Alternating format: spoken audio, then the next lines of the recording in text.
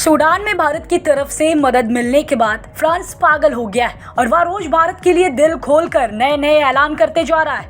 आपको जानकर हैरानी होगी कि सूडान से मदद मिलने के बाद फ्रांस ने एक नहीं, दो नहीं बल्कि तीन खुशखबरी देकर पूरे भारत में जश्न का माहौल बना दिया।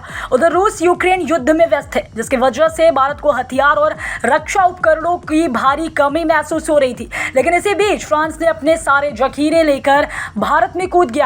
दोस्त भारत के लिए फ्रांस ने सारे दरवाजे खोलकर रोज नई नई खुशखबरी दे रहा है। सूडान में मदद मिलने के बाद फ्रांस ने जो काम भारत के साथ किया है, शायद वह कोई भी दूसरा देश नहीं कर पाएगा।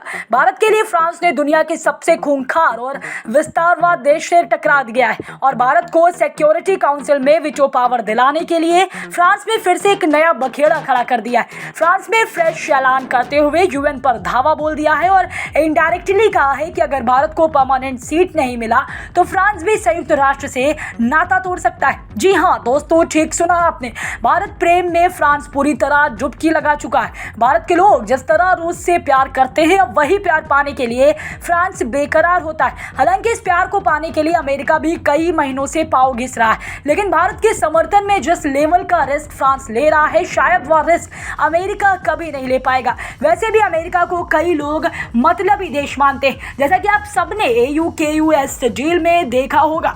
जब अमेरिका ने अपने ही दोस्त फ्रांस को लात मारते हुए ऑस्ट्रेलिया के साथ रक्षा बिजनेस समझौता कर लिया था, जिसके बाद फ्रांस बुरी तरह भड़क गया और चीन पहुंच गया। चीन ने फ्रांस को ऐसा भड़काया कि वापस लौटकर फ्रांस ने नाटो छोड़ने तक का ऐलान करने लगा। लेकिन अब फ्रांस ने चीन से भी ज्यादा तवज्जो भारत को देनी शुरू कर दी। फ्रांस ने भारत के लिए रेड कार्पेट बिछाकर भव्य स्वागत करने की तैयारी में है। आइए सबसे पहले हम आपको बता दें कि आखिर सूडान में ऐसा क्या हुआ है कि फ्रांस अचानक भारत का भक्त बन गया। सूडान इन समय सबसे पहले फ्रांस ने भारत की तरफ मदद का हाथ बढ़ाया था।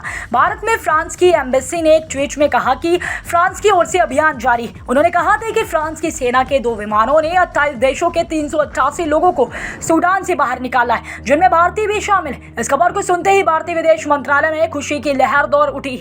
हालांकि इस मदद में फ्रांस के अलावा सऊदी अरब के साथ साथ और भी कई देशों ने भारतीय नागरिकों के लिए जान छिड़कते हुए सूडान की जबड़े से भारत के मासूमों को वापस बाहर निकालने का काम किया था। लेकिन जब भारत ने फ्रांस की मदद की तो फ्रांस भावुक हो गया और रोते हुए दोस्त भारत को शुक्रिया कहते हुए खुशखबरियों की लाइन लगा दी, क्योंकि भारत के फ्रांस ने किसी आम नागरिक को नहीं बल्कि वहां के फ्रांसीसी दूतावास के कर्मचारियों और उनके परिवार को निकालने में अहम भूमिका निभाई थी।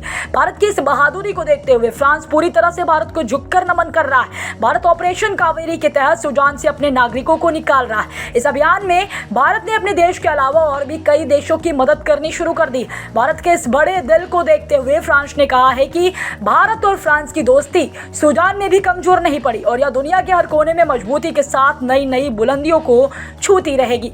अब आइए बात कर लेते हैं सबसे पहली खुशखबरी की, जो फ्रांस ने भारत को देकर 145 करोड़ भारतीयों को चौंका दिया है। आप सभी जानते हैं कि अरुणाचल प्रदेश भारत का एक ऐसा राज्य है जिसे चीन ने विवादित घोषित कर दिया है। अरुणाचल प्रदेश में चीन दूसरे देशों के किसी भी प्रतिनिधि को नहीं जाने देता। अगर भारत की तरफ से कोई भी विदेशी देश अरुणाचल में एंट्री लेते हैं तो चीन उस देश से ही नाराज हो जाता है। लेकिन फ्रांस ने चीन की आंखें में आंखें डालकर दिखा दिया है कि भारत और फ्रांस की दोस्ती में रीढ़ की हड्डी बची हुई है। अरुणाचल में घुसते समय फ्रांस ना तो चीन से डरा और ना ही उसकी धमकियों से। भारत में फ्रांस के राजदूत इमैनुअल लेनैन ने अरुणाचल प्रदेश के राज्यपाल से मुलाकात की और राज्य के साथ सहयोग विकसित करने की फ्रांस की इच्छा से अवगत कराया। अब जरा ध्यान से सुनिए कि अपने अरुणाचल दौरे के बाद फ्रांस के राजदूत ने क्या क्या कहा और चीन को कौन कौन से बड़े झटके दिए। उन्होंने कहा कि अरुणाचल प्रदेश की अपनी पहली आधिकारिक यात्रा पर मैंने माननीय राज्यपाल के साथ बैठक की। इस बैठक को देखकर चीन जलकर राख हो चुका है। SCO मीटिंग में चीनी जनरल की बेइज्जती के बाद भारत ने चीन को यह दूसरा बड़ा झटका दिया है। फ्रांस के राजदूत ने आगे कहा कि मैंने अरुणाचल प्रदेश के साथ सहयोग विकसित करने की फ्रांस की इच्छा से अवगत कराया और इस खूबसूरत राज्य के बारे में और जानने की खुशी हुई। हाल ही में फ्रांस के राजदूत लेनिन ने चीन का नाम न लेते हुए कहा था कि भारत और फ्रांस किसी भी खतरे में खिलाफ एक साथ मजबूत है। फ्रांस ने खुले शब्दों में चीन को चेतावनी देते हुए कहा कि जो भारत का दुश्मन है वह फ्रांस का भी दुश्मन होगा। फ्रांस के सबसे खतरनाक परमाणु ऊर्जा से चलने वाले विमान वाहक पोत चार्ल्स डी गॉल के आगमन के बाद से चीन में देखी गई घबराहट के बारे में पूछे जाने पर फ्रांसीसी राजदूत ने कहा कि भारत और फ्रांस के बीच बहुत गहरा सहयोग है और हम लोग आम चुनौतियों से निपटने के लिए किसी भी हद को पार कर सकते हैं। उन्होंने यह भी कहा कि फ्रांस वर्षों से भारत के साथ अपनी सर्वश्रेष्ठ तकनीकों को साझा करता रहा है और अब यह एक नए चरण में प्रवेश कर रहा है। माना जा रहा है कि फ्रांस के इस अरुणाचल यात्रा के बाद चीन बौखलाया हुआ है और वह सीमा पर एक बार फिर से बुरी हरकत कर सकता है, जिसके खिलाफ भारतीय सेना ने भी मोर्चा खोला हुआ है। अब आइए बात कर लेते हैं फ्रांस द्वारा भारत को दिए गए बाकी खुशखबरियों की। फ्रांस ने एक बार फिर से भारत के लिए यूएन में तांडव मचाना शुरू कर दिया। फ्रांस ने संयुक्त राष्ट्र सुरक्षा परिषद में भारत की स्थायी सदस्यता की पुरजोर पैरवी करते हुए कहा कि भारत बिल्कुल ठीक कह रहा है, अब या तो संयुक्त राष्ट्र में रिफॉर्म करो या फिर वेटो पावर को कूड़ेदान में फेंक दो। फ्रांस ने संयुक्त राष्ट्र को चेतावनी देते हुए कहा है कि मौजूदा हालात को देखते हुए भारत को परमानेंट सीट देना ही पड़ेगा। अगर ऐसा नहीं किया गया तो भारत के साथ नाइंसाफी होगी। अगर विश्व की कल्याण जरूरी है तो इसके लिए परिषद में भारत की स्थायी सदस्यता भी जरूरी है, क्योंकि भारत के बिना सुरक्षा परिषद अधूरा है। जो फ्रांस से सवाल पूछा गया कि आप भारत को सुरक्षा परिषद में स्थायी सदस्यता क्यों देना चाहते हैं, जिसके जवाब में फ्रांस ने तूफान मचाते हुए यूएन को सिर पर उठा लिया।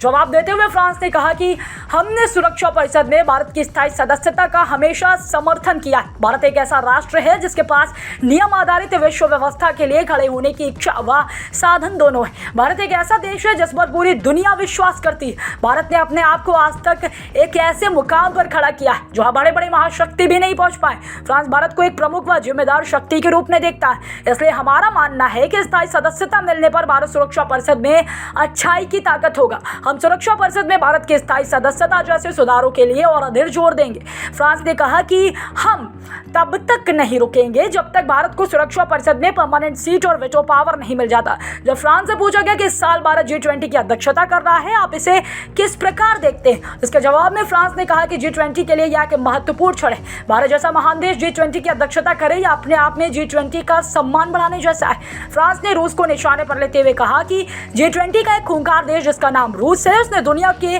शांति को भंग करना शुरू कर दिया है और अब उसे रोकने के लिए हम सबको एकजुट होना ही पड़ेगा। फ्रांस ने आगे कहा कि भारत एक सेतु के रूप में काम करने और दुनिया के साथ लाने की विशिष्ट स्थिति में है। हमें भारत के वसुधैव कुटुंबकम के दृष्टिकोण की जरूरत है, इसलिए हम भारतीय अध्यक्षता को पूरा समर्थन दे रहे हैं ताकि G20 अपनी भूमिका निभा सके। आने वाले समय में G20 का कद लगातार बढ़ रहा है और हो सकता है कि यह भविष्य में यूएन की जगह भी ले ले। जो फ्रांस से पूछा गया कि क्या फ्रांस भारत में निवेश बढ़ाने का इच्छुक है और वे कौन से क्षेत्र हैं जिनमें फ्रांसीसी कंपनियां भारत में रुचि रखती हैं, तो इसके जवाब में फ्रांस ने कहा कि फ्रांसीसी कंपनियों ने भारत की आर्थिक सफलता में हमेशा विश्वास और निवेश किया है। हमें गर्व है कि हम भारत जैसे देश के अहम मित्र हैं। भारत का विश्वास पाकर फ्रांस धन्य हो गया। आज भारत में 600 से अधिक फ्रांसीसी कंपनियों में 4 लाख से अधिक कर्मचारी उत्पादन, आविष्कार और नवाचार करते हैं। भविष्य में फ्रांसीसी कंपनियां ऊर्जा, शहरी विकास, एरोस्पेस और डिजिटल प्रौद्योगिकी जैसे क्षेत्रों में काम करने के लिए अच्छी स्थिति में। दोस्तों, इस वीडियो में फिलहाल इतना ही। जाने से पहले वीडियो को लाइक करें तथा चैनल को सब्सक्राइब करें। जल्द मिलते हैं एक और नई खबर के साथ।